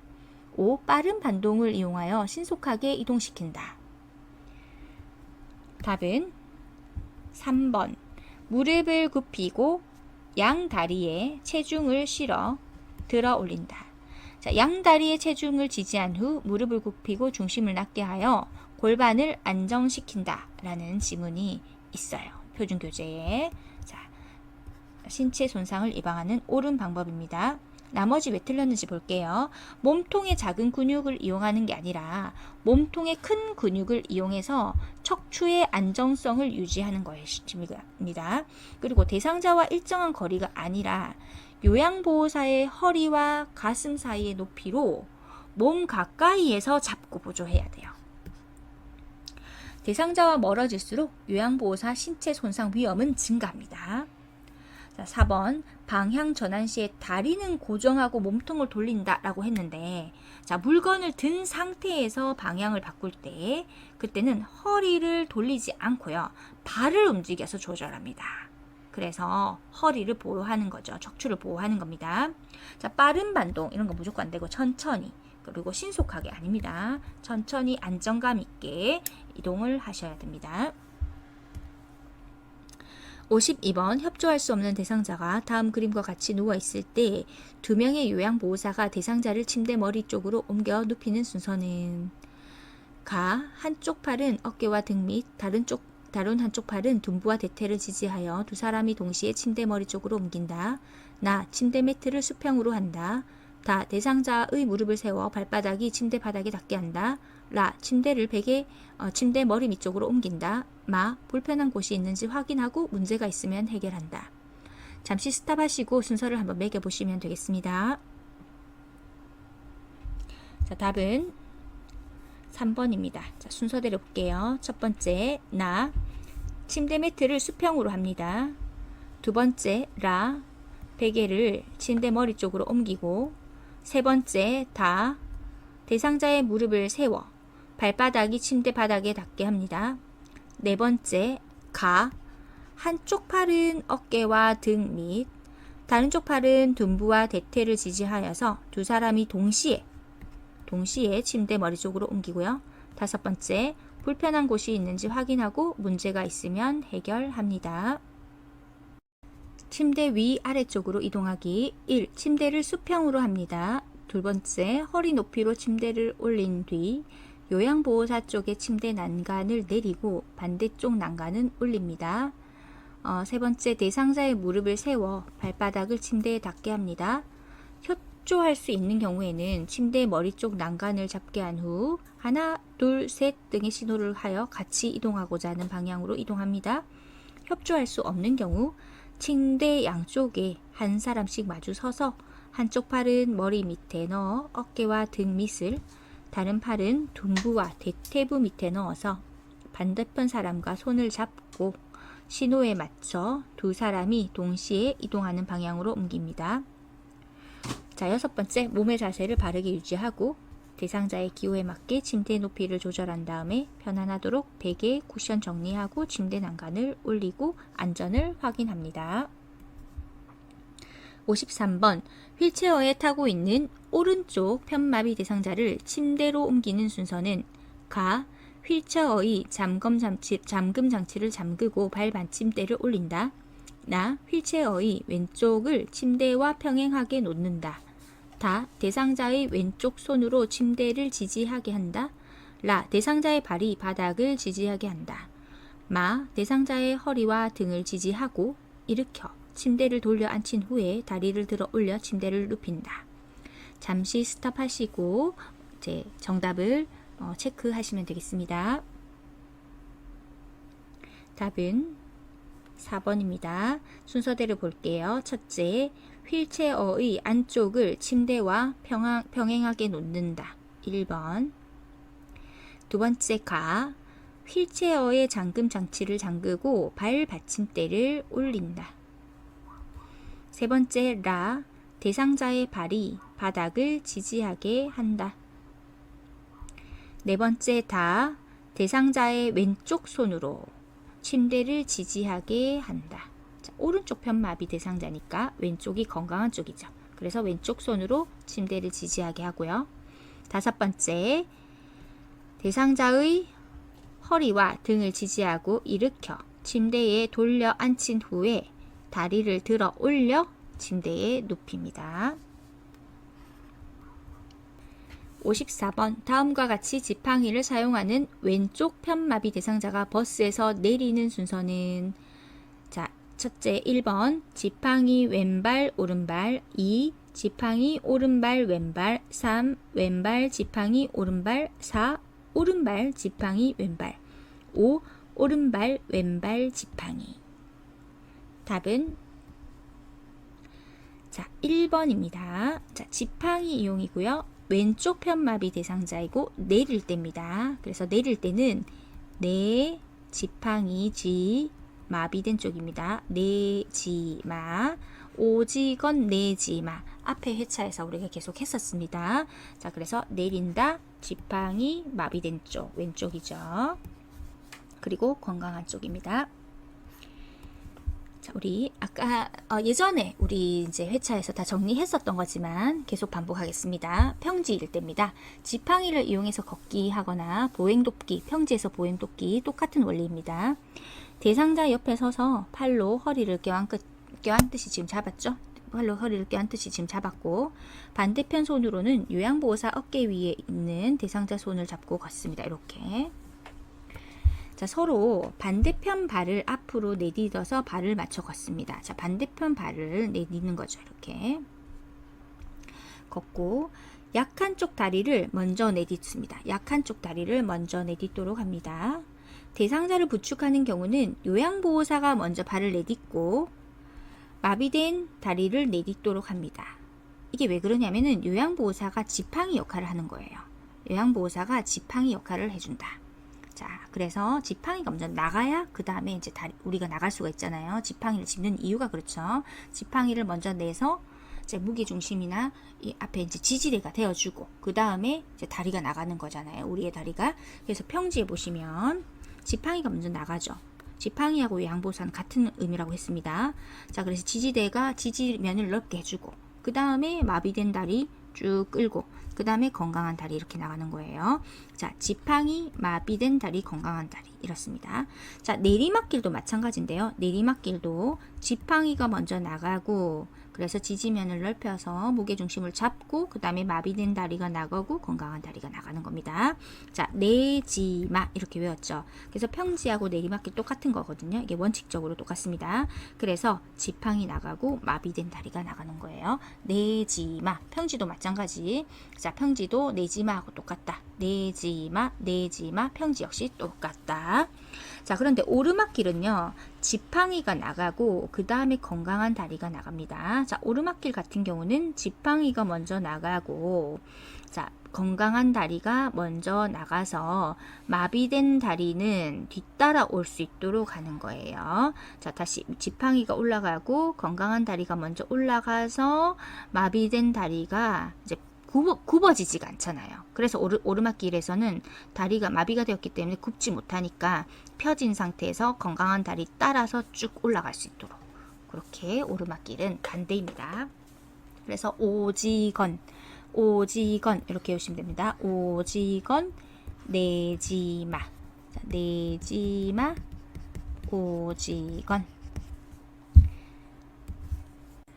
55번 오른쪽 발목을 접질린 대상자를 부축할 때 요양보호사의 어깨에 걸치는 대상자의 팔 A와 요양보호사가 지지해야 하는 대상자의 신체 부위 B는 1. A 왼쪽 팔, B 왼쪽 손목, 2. A 왼쪽 팔, B 오른쪽 손목, 3A 오른쪽 팔, B 허리, 4A 오른쪽 팔, B 왼쪽 손목, 5A 오른쪽 팔, B 오른쪽 손목. 답은 1번 A 왼쪽 팔, B 왼쪽 손목. 자, 이 문제는 1인 부축하기의 문제입니다. 자, 1인 부축하기 보시면 요양보호사는 대상자의 손상되지 않는 쪽에 서서 했어요. 손상되지 않는 쪽에 서서 대상자의 손상되지 않는 쪽, 건강한 쪽의 팔을 요양보호사의 어깨에 걸치게 하고 라고 했죠. 자, 어깨에 걸치는 쪽이 건강한 쪽이죠. 그러니까 오른쪽 발목을 접질렀으니까 건강한 쪽이 왼쪽이 되죠. 왼쪽 대상자의 팔을 이제 어깨에 걸치게 하고 대상자의 왼쪽 손목을 잡고 이동한다 라고 했습니다. 자, 답은 1번 왼쪽 팔 왼쪽 손목입니다. 56번 노인장기요양보험 복지용구 급여로 구입할 수 있는 품목은 답은 자 5번입니다. 자, 구입 품목이죠. 간이병기가 되겠습니다. 지금 보시면 구입 품목 이제 10종이 있고 대여 품목, 구입 또는 대여 품목이 있는데 대여 품목을 외워놓으면 딱 봤을 때 대여해야 될 것 같은 사기가 부담스러운 비싼 것들이죠. 수동 휠체어, 전동 침대, 수동 침대, 이동 욕조, 목욕 리프트, 배회 감지기 이것은 대여 품목이고 나머지는 구입 품목에 해당하고 욕창 예방 매트리스와 경사로 같은 경우 실내용 실외용의 경사로는 구입 또는 대여할 수 있습니다. 57번 대상자의 배설을 도울 때 비뇨기계 감염이 발생할 우려가 있는 상황은 1. 평소에 수분을 충분히 섭취하게 한다. 2. 항문을 닦을 때에는 앞에서 뒤로 닦아준다. 3. 소면 주머니를 방광보다 낮은 위치에 둔다. 4. 배설물을 처리할 때는 전과 후에 각각 손을 씻는다. 5. 소변이 자주 마려워도 하루에 3번 규칙적으로 보게 한다. 답은 5번 소변이 자주 마려워도 하루에 3번 규칙적으로 보게 한다. 아니죠. 자, 소변이 마려울 때마다 항상 소변을 볼 수 있도록 도와줘야 합니다. 58번 화재를 예방하기 위해 지켜야 하는 안전수칙은 1. 요리가 끝날 때까지 주방에 있는다. 실내 소화기 위치를 자주 바꾸어 놓는다. 3. 세탁물은 전열기구 바로 옆에 널어 말린다. 4. 냄새를 제거하기 위해 거실에 향초를 켜둔다. 5. 콘센트 하나에 여러 개의 전열기구 플러그를 꽂는다. 답은 1번입니다. 화재를 예방하기 위한 수칙, 요리가 끝날 때까지 주방 옆에 있고 주방을 떠나지 않습니다. 나머지는 모두 반대로 해야지 화재를 예방할 수 있습니다. 59번 전기코드를 빼던 대상자가 전기코드를 잡은 채 감전으로 쓰러졌을 때 대처 방법은 1. 침대로 옮긴다. 2. 전류를 차단한다. 3. 팔다리를 주물러준다. 4. 손에 화상이 있는지 만져본다. 5. 어깨를 두드려 의식 상태를 확인한다. 자, 이때는 급한 마음에 이 대상자를 확 잡거나 하면 같이 감전될 수 있어요. 자, 그래서 답은 2번 전류를 차단한다가 먼저 되어야 됩니다. 60번 제가 대상자의 주방을 위생적으로 관리하는 방법으로 옳은 것은 1. 기름기가 많은 그릇부터 설거지한다. 2. 씻은 식기는 젖은 행주로 물기를 닦는다. 3. 그물형 수세미보다 스펀지형 수세미를 사용한다. 4. 냄새나는 싱크대 배수구에는 소다와 식초를 붓는다. 5. 유리그릇은 뜨거운 상태에서 찬물에 담가 열을 식힌다. 답은 4번 냄새나는 싱크대 배수구에는 소다와 식초를 붓는다. 자, 맞는 위생적인 방법입니다. 기름지기가 적은 그릇부터 설거지 하셔야 되고요. 젖은 행주로 물기로 닦으면 세균이 증식할 수가 있겠죠. 그리고 그물형 수세미가 훨씬 더 위생적입니다. 자, 뜨거운 상태에서 찬물을 담그면 이제 갑자기 유리가 깨지게 됩니다. 61번 대상자의 침구류 A와 선택시 고려사항 B를 옳게 연결한 것은 A. 1. 이불 B. 두껍고 무거운 것 2. A. 이불 커버 B. 거칠고 오직물로 된 것 3. A. 베개 B. 열에 강하고 촉감이 좋은 것 4. A. 시트 B. 풀을 먹이고 재봉선이 있는 것 5. A. 매트리스 B. 푹신하고 습기를 흡수하는 것. 답은 3번 베개입니다. 열에 강하고 촉감이 좋은 것. 자, 습기를 흡수하지 않고요. 열에 강하면서 촉감이 좋은 재질을 사용해야 됩니다. 자, 이불 같은 경우는 두껍고 무거운 것을 피하고 따뜻하고 가볍고 부드럽고 보습성이 있는 것을 선택하시고, 이불 커버는 거칠고 모직물로 된 것을 피하고 감촉이 좋은 면 제품으로 고르셔야 됩니다. 시트는 풀을 먹이고 재봉선이 있거나 하면은 욕창이 날 수 있어요. 그래서 소재가 두껍고 풀을 먹이거나 재봉선이 있는 것은 욕창의 원인이 되므로 피한다 라고 되어 있고, 푹신하고 습기를 흡수하는 것 좋지 않습니다. 너무 푹신하면 자세가 나빠지고 피로해지기 쉽고요. 또 단단하고 탄력성과 지지력이 뛰어나면서 습기를 흡수하는 게 아니라 배출할 수 있는 것이 적합합니다.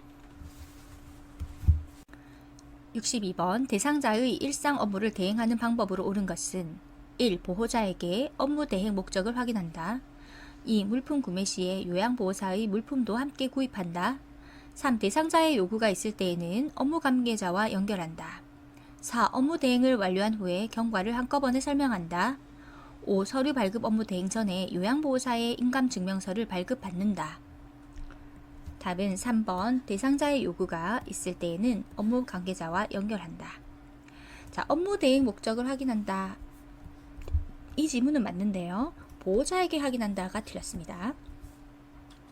물품 구매 시에 요양보호사의 물품도 함께 구입한다. 자, 항상 대상자의 일상 업무를 대행할 때 사적 업무 병행하시면 안 됩니다. 그리고 업무 대행을 완료한 후에 한꺼번에 설명하는 것이 아니라 업무 대행을 하는 과정에 수시로 설명을 해주어야 하고요. 그리고 서류 발급 업무 대행 전에 요양보호사의 인감증명서, 자, 사적 업무 병행해서도 안 되고, 그리고 대상자의 일상 업무를 대행하는 상황에서 요양보호사의 인감증명서가 필요한 경우도 없습니다. 따라서 이런 지문은 헷갈리게 만들어 놓은 지문이고요. 틀린 지문입니다. 63번 치매 대상자가 다음과 같은 행동을 할 때 대처 방법은 구석진 곳을 찾아다닌다. 서성이면서 안절부절 못한다. 사람들 앞에서 바지를 벗으려고 한다. 1. 옷을 갈아입힌다. 2. 기저귀를 채워준다. 3. 화장실로 데리고 간다. 4. 퍼즐 놀이를 같이 한다. 5. 좋아하는 간식을 제공한다. 답은 3번 화장실로 데리고 간다.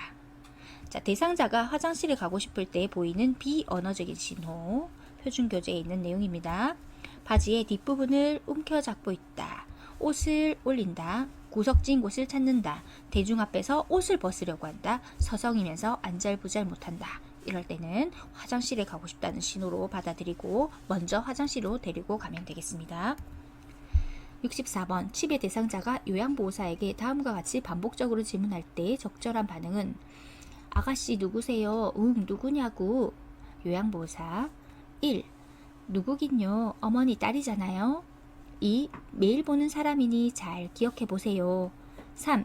기억력이 계속 나빠지시니 걱정되네요. 4. 자꾸 물어보시니 매번 답하기 힘드네요. 5. 어르신을 도와드리러 온 요양보호사예요. 답은 5번 어르신을 도와드리러 온 요양보호사예요. 65번 수저 사용이 어려운 치매 대상자의 식사를 돕는 방법으로 옳은 것은 1. 음식을 갈아 빨대로 먹게 한다. 2. 수저를 사용해서 스스로 먹게 한다. 3. 식사를 마칠 때까지 먹여준다. 4. 손으로 집어 먹을 수 있는 음식을 준비한다. 5. 경관을 통해 영양액을 제공한다. 답은 4번 손으로 집어 먹을 수 있는 음식을 준비한다. 자, 식사 도구를 사용하지 못할 경우 손으로 집어 먹을 수 있는 식사를 만들어 주는 것이 해결책이 됩니다. 66번 최근에 입소한 치매 대상자가 2, 3일간 밤에 잠을 못 이룰 때 대처 방법은 1. 시설 규칙에 대해 설명한다. 2. 포만감을 느낄 수 있는 음식을 제공한다. 3. 누구에게나 적응 기간이 필요하다고 설명한다. 4. 취침 전에 시원한 옥수수차를 충분히 마시게 한다. 5. 침대에 눕게 한 후에 가족에 대해 이야기를 나눈다. 답은 5번 침대에 눕게 한 후에 가족에 대해 이야기를 나눈다. 여기서 포인트는 치매 대상자인 것입니다. 67번 치매 대상자가 딸 집으로 가겠다며 현관문 앞에서 초조하게 배회할 때 대처 방법은 1. 함께 가자며 데리고 나가 산책한다.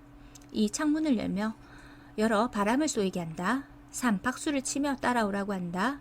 4. 배회를 멈출 때까지 기다린다. 5. 현관문 앞에 장애물을 설치한다.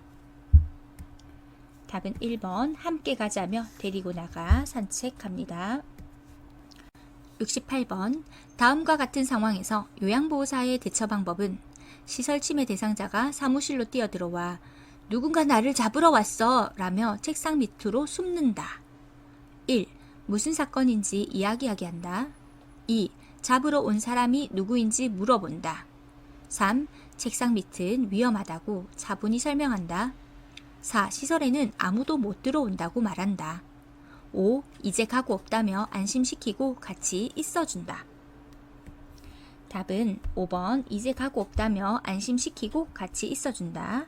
자, 위와 같은 사항은 환각의 경우입니다. 실제로 존재하지 않는데 존재하는 것처럼 느끼는 것, 주위에 아무도 없는데 소리를 듣거나 음식이 없는데도 고기를 굽는 냄새를 맡거나 있지도 않는 물체를 막 잡으려 하거나 위와 같은 케이스에서 누군가 나를 잡으러 왔어 라고 하면서 막 도망가는 이런 경우를 말합니다. 안심시켜주는 것이 가장 좋습니다. 69번 시설 치매 대상자가 나는 장군이다 나를 따르라 라고 소리를 지르며 따라오지 않는 다른 대상자에게 화를 낼 때 대처 방법은 1. 장군같이 멋있다고 칭찬해준다.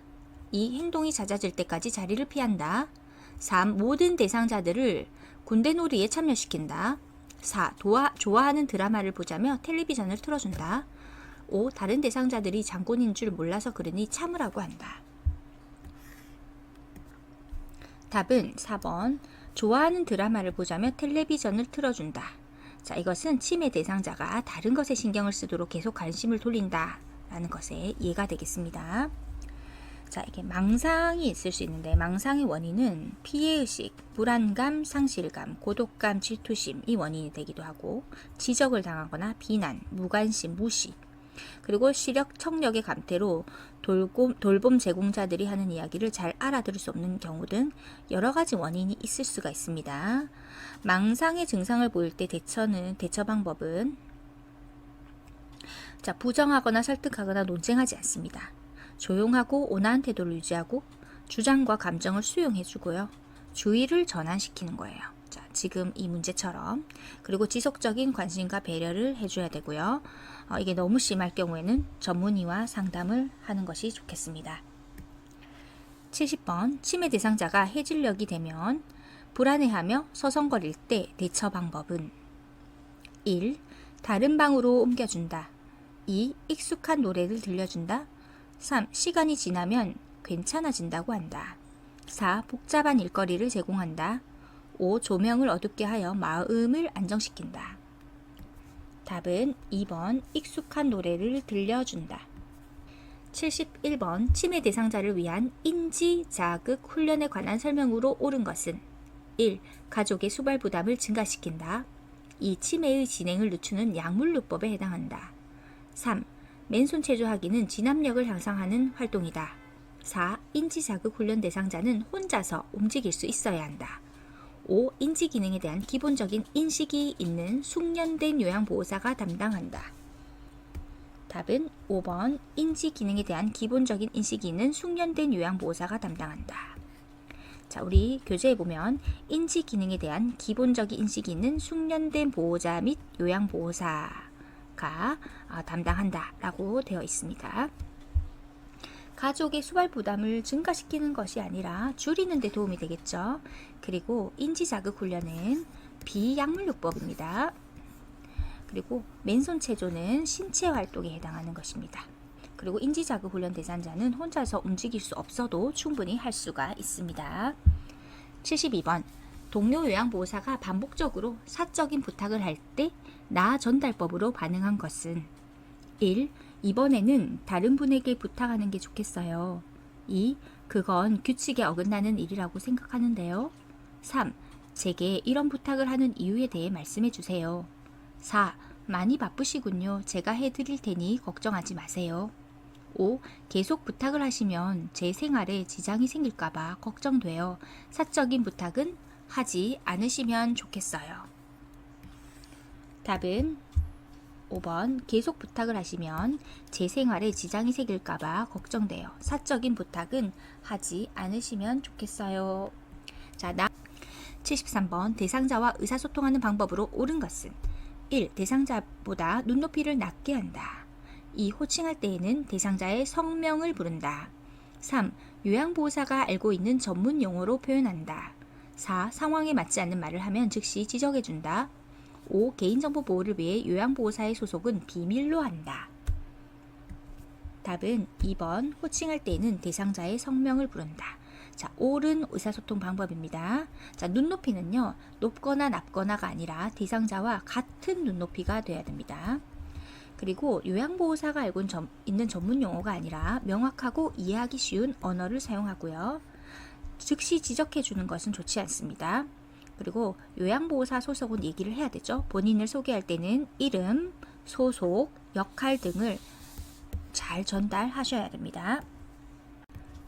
74번 다음과 같은 방법으로 의사소통해야 하는 대상자는 신체 접촉을 하기보다 말을 먼저 건넨다.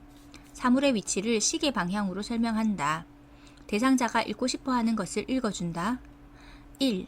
청각장애 대상자 2. 언어장애 대상자 3. 시각장애 대상자 4. 이해력 장애 대상자 5. 판단력 장애 대상자. 답은 3번 시각장애 대상자입니다. 보시면은 대상자가 읽고 싶어 하는 것, 자, 읽지 못한다는 것, 보이지 않는다는 걸 알 수 있고요.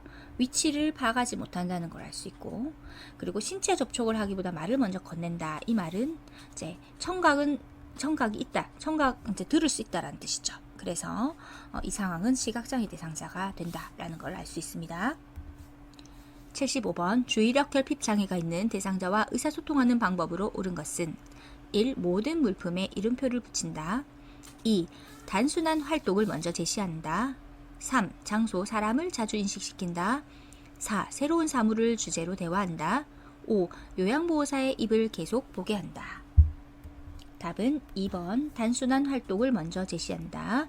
자, 모든 물품에 이름표를 붙인다는 치매 중기 단계에 의사소통하는 방법에서 우리 표준교재에 나와 있습니다.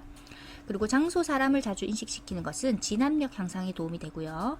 새로운 사물을 주제로 대화를 하면은 안 그래도 주의력이 결핍이 되어 있는데 더 어렵게 됩니다. 그리고 입 계속 보게 한다. 주의력이 결핍이 되어 있는데 특정 장소를 특정한 부분을 계속 보게 하는 것, 이거 자체가 어폐가 있죠. 주의력이 결핍되어 있는 상태이기 때문에 입을 계속 보게 하는 것이 굉장히 힘든 상황이 됩니다. 76번 시설에서 진압력 장애가 있는 대상자와 의사소통하는 방법으로 옳은 것은 1. 새로운 환경에 노출시켜 자극을 준다. 2. 사진을 보여주며 아들을 기억하게 한다. 3. 다른 대상자가 한 가족임을 인식시킨다. 4. 어머님, 아버님이라고 불러준다. 5. 가족을 자주 방문하게 하여 시설을 집으로 알게 한다. 답은 2번입니다. 진압력 장애가 있는 대상자하고 의사소통을 하는 거죠. 자, 진압력이라는 게 뭐냐면 현재의 시간, 내가 어디 있는지, 그리고 나와 같이 있는 사람이 누군지 이것을 인식하는 데 사용되는 기능이 떨어져 있는 것. 이것이 바로 진압력 장애입니다. 따라서 사진을 보여주면서 아들을 기억하게 하는 것은 진압력 장애를 극복할 수 있는 좋은 방법이 되겠죠. 77번 산책을 하던 대상자가 쓰러지면서 몸이 뻣뻣해지고 침을 흘릴 때 대처 방법은 1. 입안에 손수건을 물려준다. 2. 몸을 꽉 잡아 다치지 않게 한다. 3. 위험한 물건이 없는 곳으로 옮긴다. 4. 고개를 옆으로 돌려주고 옆에서 관찰한다. 5. 똑바로 눕히고 목 아래에 옷을 말아 대어준다. 답은 4번입니다. 고개를 옆으로 돌려주고 옆에서 관찰합니다. 자, 왜 그러냐면은 질식할 수 있기 때문에 질식을 예방하기 위함입니다. 자, 입안에 손수건 물려준다. 이런 거 절대로 하시면 안 됩니다. 대상자의 입에 무언가를 물리는 어떠한 행위도 금지되고, 그리고 몸을 꽉 잡아서 다치지 않게 도와주는 것 같지만 실제로는 경련을 멈추기 위한 억제를 시도해서는 안 되고요.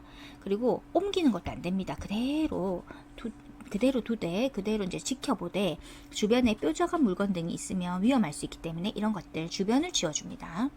그리고 똑바로 눕히고 목 아래에 옷을 말아 대어주는 것이 아니라 대상자는 침대나 바닥에 눕히고 자, 베개를 받쳐 머리의 손상을 보고하는 것입니다. 자, 베개를 머리에 이제 베개를 받쳐줘 가지고 머리 손상을 보호하는 것은 괜찮습니다. 8번 대상자가 약을 복용한 후에 복통, 구토, 흉통 증상을 보이며 쓰러졌을 때 대처 방법은 1. 따뜻한 보리차를 먹이게 한다. 두 번째, 즉시 하임리히법을 시행한다. 3. 토사물을 치워 주변을 정돈한다. 4. 복용량이 적더라도 병원으로 데리고 간다. 5. 조용한 곳에서 쉬게 한다. 답은 4번 복용량이 적더라도 병원으로 데리고 간다. 79번 심정지 대상자에게 심폐소생술을 시행하는 순서는 1. 반응 확인, 가슴 압박, 도움 요청, 인공호흡, 기도 유지. 2. 반응 확인, 도움 요청, 가슴 압박, 기도 유지, 인공호흡. 3. 반응 확인, 도움 요청, 기도 유지, 인공호흡, 가슴 압박. 4. 반응 확인, 기도 유지, 도움 요청, 가슴 압박, 인공호흡. 5. 반응 확인, 기도 유지, 인공호흡, 도움 요청, 가슴 압박. 답은 2번 반응 확인, 도움 요청, 가슴 압박, 기도 유지, 인공호흡입니다. 80번 자동 심장 충격기를 사용하는 방법으로 옳은 것은 1. 30회의 가슴 압박을 마친 후에 전원을 켠다. 2. 충전 중에는 가슴 압박을 멈추고 기다린다. 3. 심장 리듬 분석 중에는 가슴 압박을 중단한다. 4. 가슴 압박과 동시에 쇼크 버튼을 누른다. 5. 정상 호흡은 있으나 반응이 없는 대상자에게 사용한다. 답은 3번 심장 리듬 분석 중에는 가슴 압박을 중단합니다. 자, 나머지 왜 틀렸는지 보겠습니다. 30회의 가슴 압박을 마친 후에 전원을 켠다 라고 했는데 전체가 틀렸습니다. 심폐소생술 시행 중 자동 심장 충격기가 도착하면 지체 없이 전원을 일단 켭니다. 자, 충전 중에는 가슴 압박을 멈추고 기다린다가 아니라 충전 자체가 수초 이상 소요가 되기 때문에 가능한 한 가슴 압박을 계속 합니다. 그리고 네 번째, 가슴 압박과 동시에 쇼크 버튼을 누른다. 안 되죠. 쇼크 버튼을 누를 때는 모두 물러나야 돼요. 그래서 충전이 완료되어서 다시 모두 물러나라 라는 신호가 나옵니다. 그러면은 모두 물러나게 하고 그 다음 쇼크 버튼을 누릅니다. 자, 정상 호흡은 있으나 반응이 없는 대상자라고 했는데 아니고 반응도 없고 정상적인 호흡도 없는 심정지 대상자에게만 사용합니다. 즉 다시 반응도 없고 그리고 정상적인 호흡이 없는 심정지 대상자에게 사용을 합니다. 80번까지 문제 푸시느라 모두 수고 많으셨습니다.